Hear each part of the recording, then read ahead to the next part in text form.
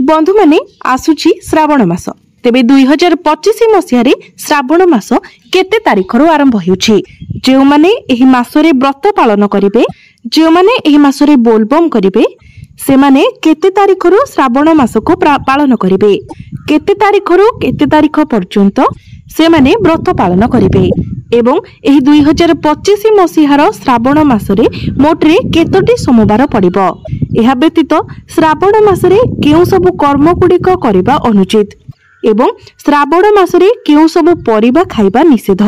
सबुठारो बड़ कथा हेउछि जेउ दिन ठारू श्रावण मासर आरंभ हेबो सेही दिन आपण केउ सब परिबा खाइबा अनुचित अटे। ए सब गुड़िक विषय जानिबा पई आपण माने भिडियोटी को शेष पर्यंत निश्चय देखंतु। तेबे बंधु माने श्रावण मासर आरंभ केबे ठारू होइथाय? आपण माने जानिथिबे जे व्यास पूर्णिमा बा गुरु पूर्णिमा पर दिन ठारू श्रावण मासर आरंभ होइथाय एवं राखी पूर्णिमा पर्यंत श्रावण मास रहिथाय। तेणु गुरु पूर्णिमा ठारू राखी पूर्णिमा पर्यंत समय रे श्रावण मास रहिथाय। तेबे बंधु माने जुलाई 10 तारिख दिन गुरु पूर्णिमा बा व्यास पूर्णिमा पड़ुछि। तेबे जुलाई 11 तारिख ठारू श्रावण मासर व्रत आरंभ हेबो। तेणु जो माने श्रावण मासर व्रत आरंभ करिवे बा बोलबम आरंभ करिवे से माने जुलाई मास 11 तारिख ठो एहाको आरंभ करि परिबे। एही दिन ठारू आपणको एक नियम भितरे रहिबाको हेबो। तेबे जुलाई मास 11 तारिख शुक्रवार ठारू हेउछि श्रावण मासर आरंभ एवं अगस्त मास 9 तारिख शनिवार दिन श्रावण मासर समाप्त हेबो, जे दिन कि राखी पूर्णिमा पड़ुछि। तेणु जो माने व्रत पालन करुछंती से माने अगस्त मास 9 तारिख रे निजर व्रत समापन। तेबे एही 2025 मसीहार श्रावण मासरे 4टी सोमवार पड़ुछि।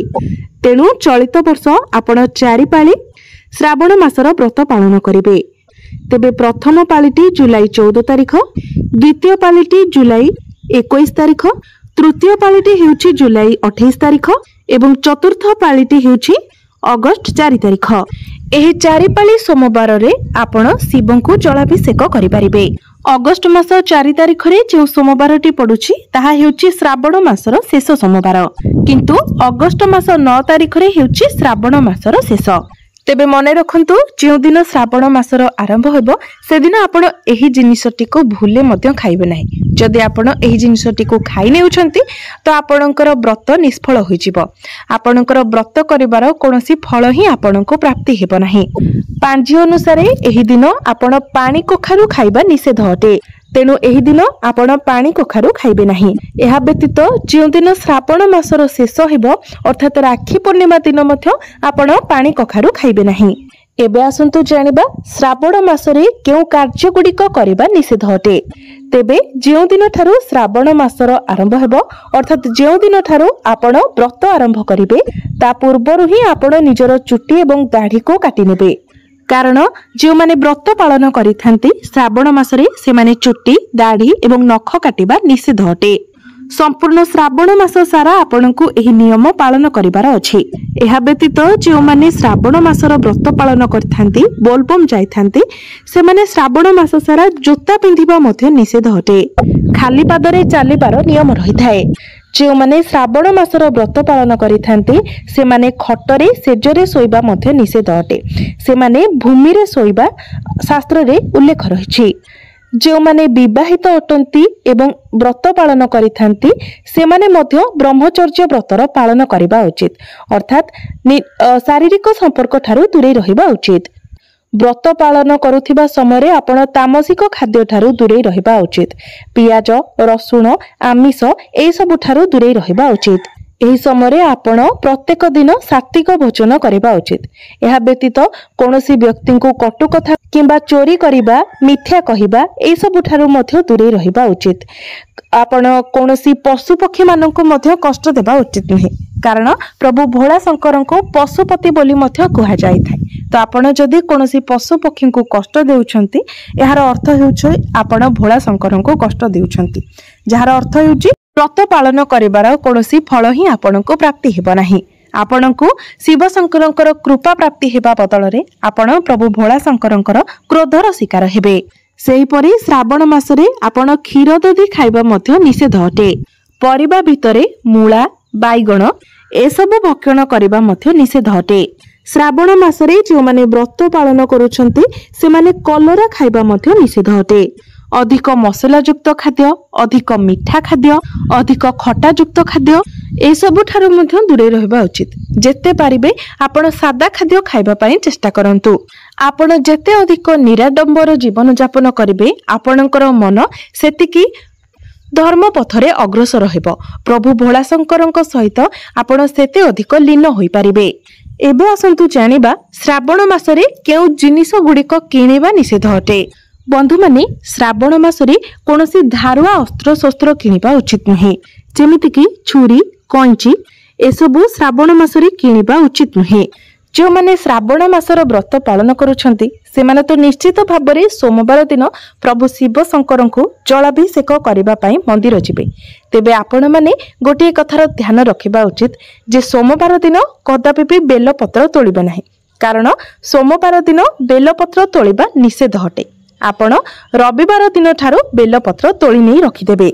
सोमवार दिन एहाको धोई एहार डेम्फ को छिंडाई पानी रे पकाई रखिदेबे, जहा फल बेलपत्र गुड़िक सतेज रहिबो। तापर दिन आपण सेही बेलपत्र को नहीं प्रभु शिव शंकर को अर्पण करिवे।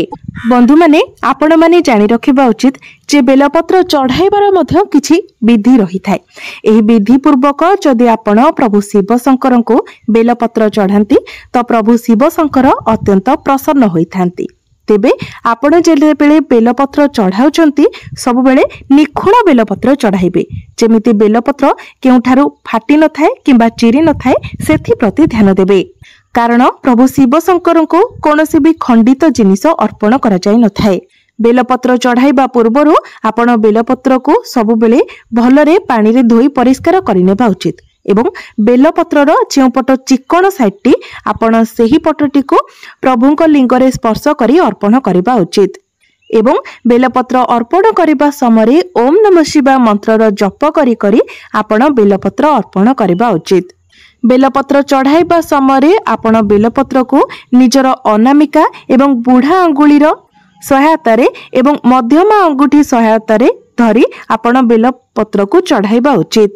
मने रखंतु बेलपत्रर जो मझी पत्रटी रही थाए सेही मझी पत्र को धरी आपण शिवलिंग रे बेलपत्र अर्पण करिवे। बेलपत्र चढ़ाइबा समय आपण जल धारा भी चढ़ाइबे। बेलपत्र रे जदि आपण चंदन किंबा केसर रे ओम किंबा राम लेखि सेही बेलपत्र को अर्पण करंती तो यह द्वारा आपण को अधिक शुभ फल प्राप्ति होई थाए। बेलपत्र सब बेले विषम संख्या रे चढ़ाइबा उचित, जेमिति कि 3, 5, 7, 11, 21 एही भली संख्या रे आपण बेलपत्र चढ़ाइबा उचित।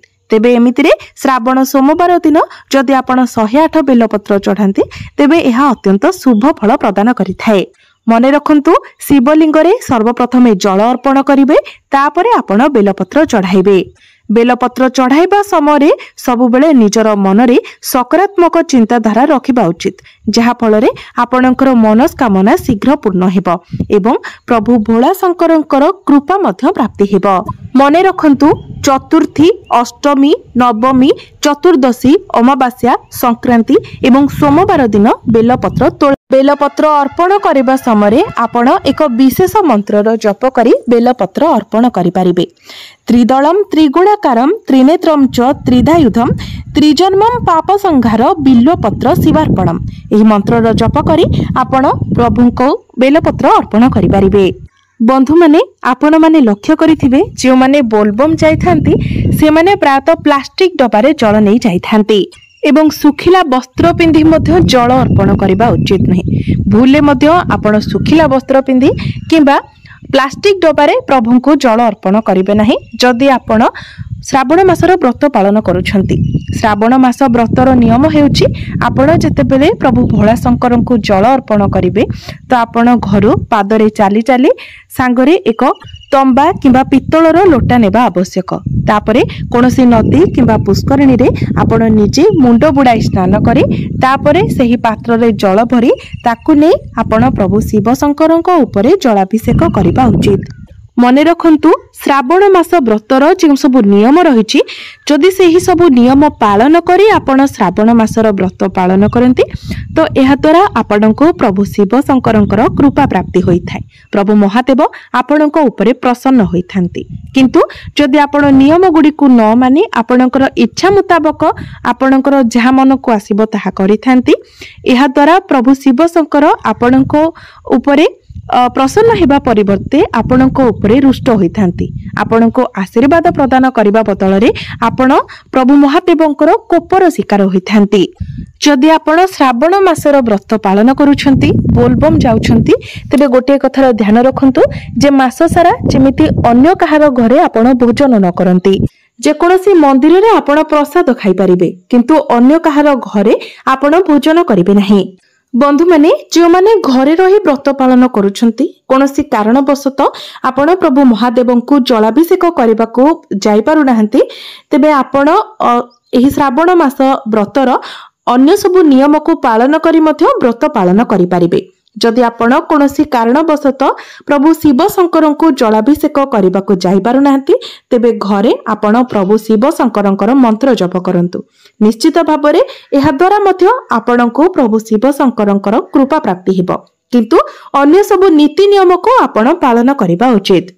जो माने सोमवार व्रत पालन करूछंती से माने सोमवार दिन केवल थरे ही भोजन करबा उचित। से माने एही दिन फलाहार करि परिबे एवं गोटे थर अन्न भक्षण करिवे। एवं जो माने सोमवार व्रत पालन करूछंती से माने प्रथमे सोमवार दिन प्रभु शिव शंकर पादुका एवं बेलपत्र पांतु तापरे आपण भोजन करंतु। मने रखंतु पादुका को आपण मुंडरे लगाइबे एवं बेलपत्र को सेवन करिवे कारण कथारे रहिछि विष्णु पादुक तुंडरे शिव पादुक मुंडरे तेणु शिवंकर पादुक को आपण मुंडरे लगाइबा उचित एवं बेलपत्र को आपण सेवन करिबा उचित। जो माने श्रावण मासर व्रत पालन करूछंती आपण एही कथार ध्यान रखिबा उचित जे श्रावण मास सारा आपण जुक्ति तर्क झगड़ा झांटी ठारो जेमिति दूरे रहिबे। जेते पारिबे आपण शांत रहिबा पई चेष्टा करंतु। भूले भी अन्य कहार अमंगल चिंता करंतु नाही किंबा अन्य कहार क्षति हैला बोली कोनोसी कार्य करंतु नाही। अन्य काहाकू कष्ट हैला बोली कोनोसी वाक्य कहंतु नाही। अन्य कहार मन को दुख हैला बोली कहार किछि क्षति हैला बोली कोनोसी कर्म मध्य करंतु नाही नचेत आपणकर व्रतर कोनोसी भी फल आपणको प्राप्ति हेबो नाही। जो माने 16 सोमवार व्रतर आरंभ करिबा पई चाहुछंती से माने एही श्रावण मास ठारो ही आरंभ करिबा बहुत शुभ होइथाय। तेणु जो माने 16 सोमवार व्रत करने को इच्छुक अछंती से माने एही श्रावण मासर सोमवार ठारू ही व्रत आरंभ करंतु। तेबे बंधु माने आजिर भिडियो रे आमे माने जानिले जे चलित वर्ष केउ दिन ठारू श्रावण मासर आरंभ हेबो एवं केउ दिन श्रावण मास शेष हेबो। श्रावण मासर संपूर्ण नीति नियम एवं प्रभु शिव को आराधना करिवार नीति नियम। तो बंधु माने मोर ही भिडियोटी जदि आपनकु भल लागि थाए तो भिडियोटी को लाइक करी चैनल टी को सब्सक्राइब करि देबे एवं कमेंट बॉक्स रे भक्ति एवं श्रद्धार सहित ओम नमः शिवाय निश्चय